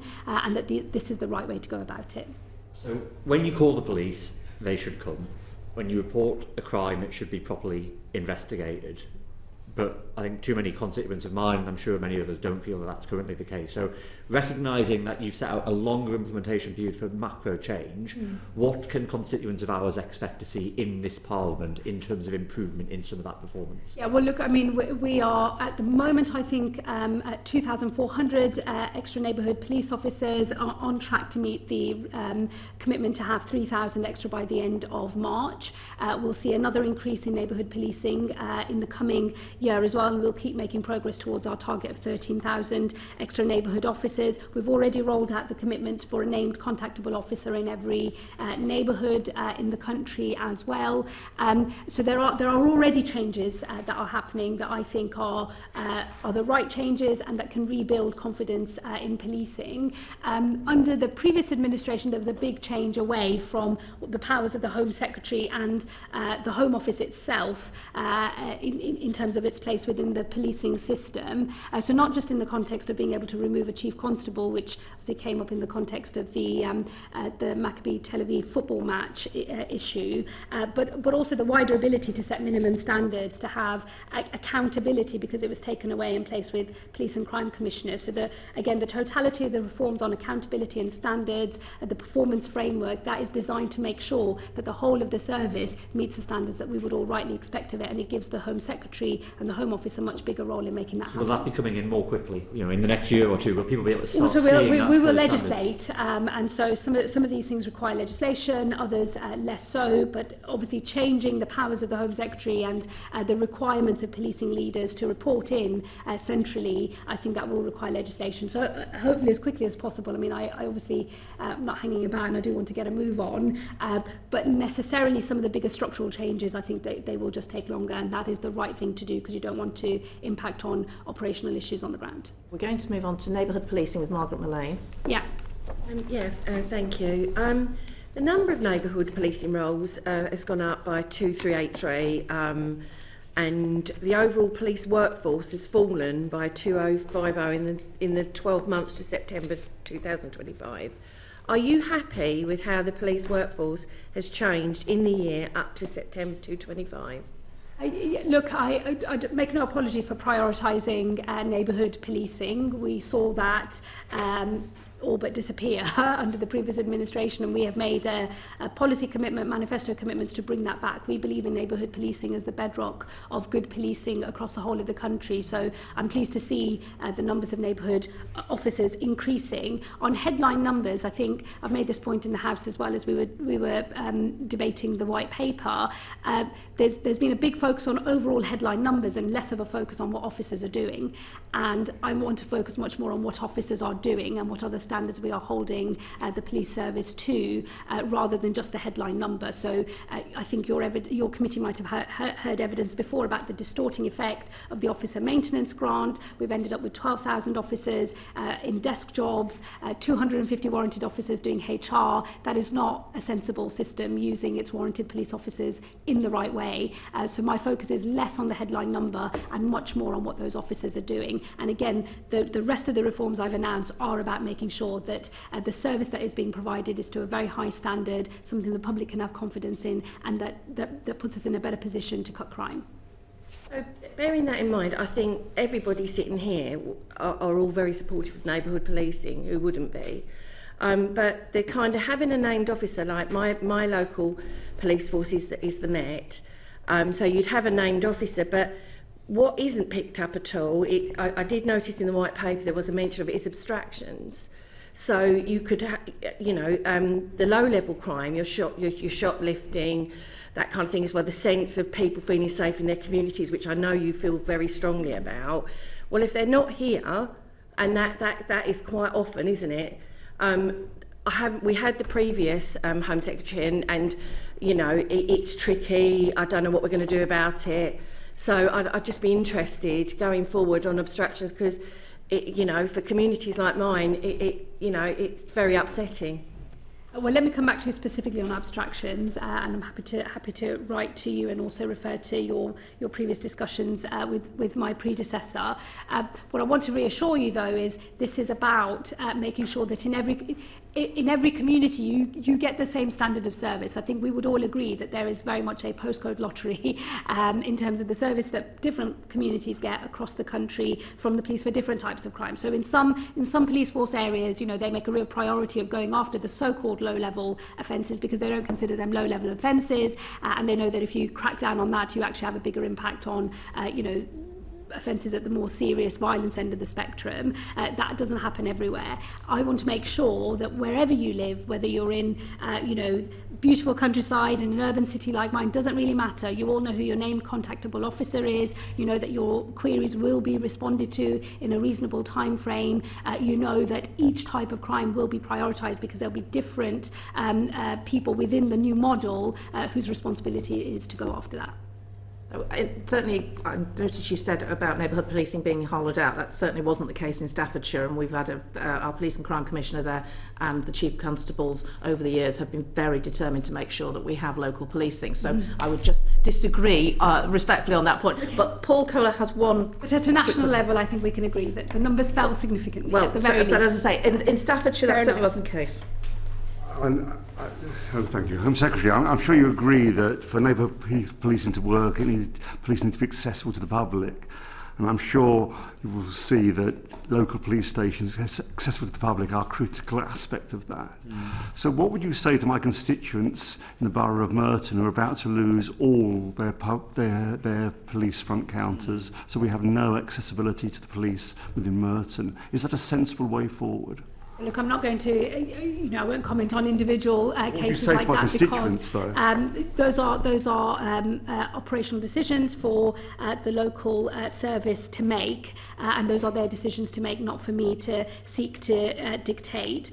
So, you know, I think those are local decisions made by others. What I would say is that, again, the totality of the reforms that we are rolling out as a government are about rebuilding neighbourhood policing as the absolute bedrock of the police service. So all of your constituents at neighbourhood level will have a named contactable officer and are expected to meet the 72-hour target for non-urgent, non-priority casework as well. So I hope that they will be seeing that much more localised service that they can avail themselves of. You see local police stations as having a role in that accessibility? They may or may not. That is a matter for local You have forces. No opinion on the matter? Well, it's a matter for local forces, I think, to make that decision. But as Home Secretary, you have no view on police stations? In my constituency, you know, we've lost police stations as well. As Home Secretary, it's my responsibility, I believe, as someone who believes in the power of neighbourhood policing, to restore neighbourhood policing and to make sure that we have a new regime of minimum standards that everyone, everywhere can expect. And that is the same for your constituents as it is for mine. Very quickly to finish off, grooming gangs, Robbie Moore. Yeah, I just have two questions, Home Secretary. I just want to really understand why we're now well over a year since the initial announcement was made by the previous Home Secretary that we're going to be having 5 local inquiries, and the Home Secretary at the time was confident enough to reference Oldham at that point. We are now well over a year. We have got Baroness Longfield that has been appointed to do the national inquiry. But why is it, despite all of the information that's been given to the Home Office from myself and others and leading experts, that the Home Office isn't confident enough to announce Bradford district being included and having a specific spotlight on it, but yet happy enough to mention Oldham over a year ago? Well, I think that the position a year ago was different to where we are today, and after I believe the previous Home Secretary made those comments, of course we had the Casey audit and we moved to having a national inquiry. So I think the picture hasn't remained static in the year that you are referring to. We are moving ahead with the grooming gangs inquiry. We've been clear that the terms of reference, you know, will deal with all of the issues related to grooming gangs and the concerns that people have. We've obviously got the chair in place. We're not far from being able to confirm those terms of reference. There'll be a consultation period, as is natural and normal in these circumstances. It will get underway very soon, and you know, it will be allowed to carry on with its work. It's got a three-year programme of work. I know you and other members have lobbied for your areas to be included as part of the work that the Grooming Gangs Inquiry will undertake, and I just repeat the position that I did in the chamber, which is it will be for the inquiry now and the chair to consider those areas. I'm sure she and the rest of the panel will have heard the desire for Bradford to be a part of that, but it would be wrong for me, now that we have an independent inquiry and a chair, to try to dictate where they go and where they don't go.